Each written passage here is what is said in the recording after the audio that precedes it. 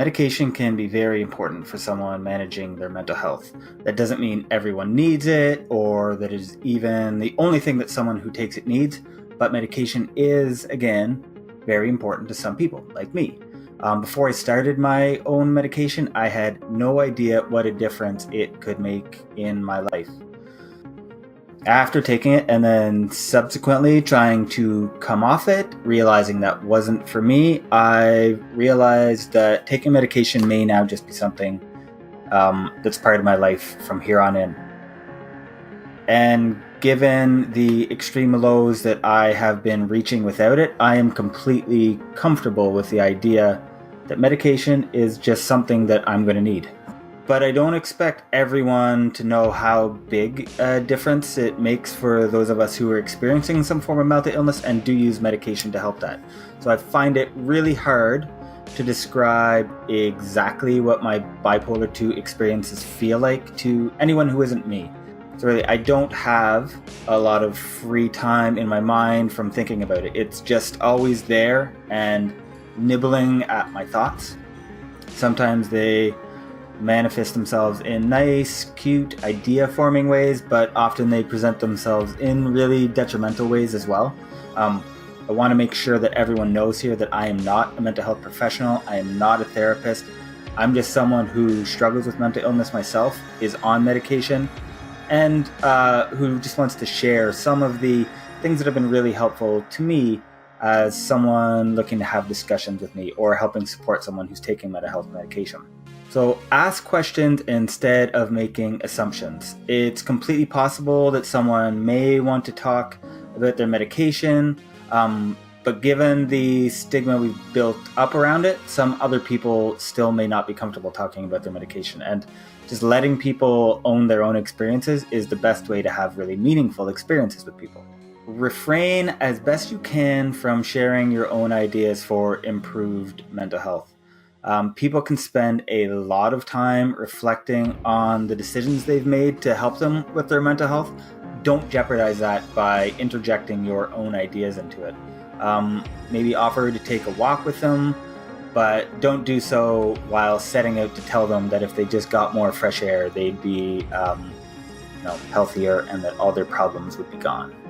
So try focusing your conversations around support. Ask how someone is feeling.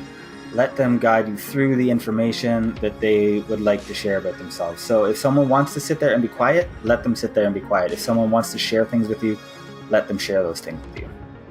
Now here's another really big thing that you can do is lobby your government to offer accessible mental health medication and support to anyone who needs it. So don't assume that everyone has access to therapy or medication or peer support.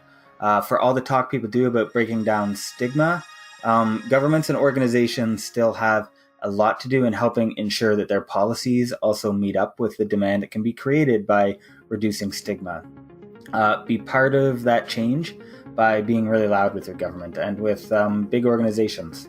It can be really difficult to verbalize exactly how invasive mental illness can be. For me, it's spending much of my day shaking thoughts out of my head. This is a physical tell of mine where I'll literally sit there going like this to try and get things out of my head, alternating between positive and negative thoughts and generally just trying to get to the end of the day so that I can sleep. So maybe just be really mindful when you're interacting with people that what they're projecting at you, what they're performing for you may not be exactly identifying with exactly how they're feeling inside. So just be very mindful of that it can manifest itself differently in everybody. Which leads me to other people will experience their mental illness different than me. What I look to do when listening to others share their experiences simply to validate their experiences and to allow them to protest those experiences in a way that is very meaningful to them. After that, I'm just there to offer support and at their directing, lend that support to them. Sometimes it's just listening for as long as they need. Other times it's giving a hug. And sometimes it's directing people to resources where they can get more information on something that they're dealing with. And then don't assume that as soon as someone takes medication, they are all good. My medication has side effects.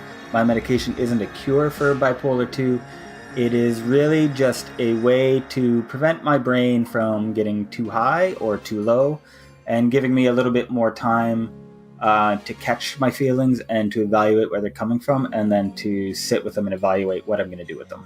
So what is good for me may not be good for someone else. And it's important for people who are supporting people with mental health issues also know that. Help people around you understand that their language needs to change. So stop using words like crazy and insane to describe situations, and gently point this out to others when you hear them using it. So these are really, really simple changes that we need everyone to play a role in helping find. People may take offense to thinking that they shouldn't use that language, but your gentle reminders about how some people may internalize those is very helpful to someone like me. More than anything, though, remember that we're all experiencing things differently, and we're all really trying.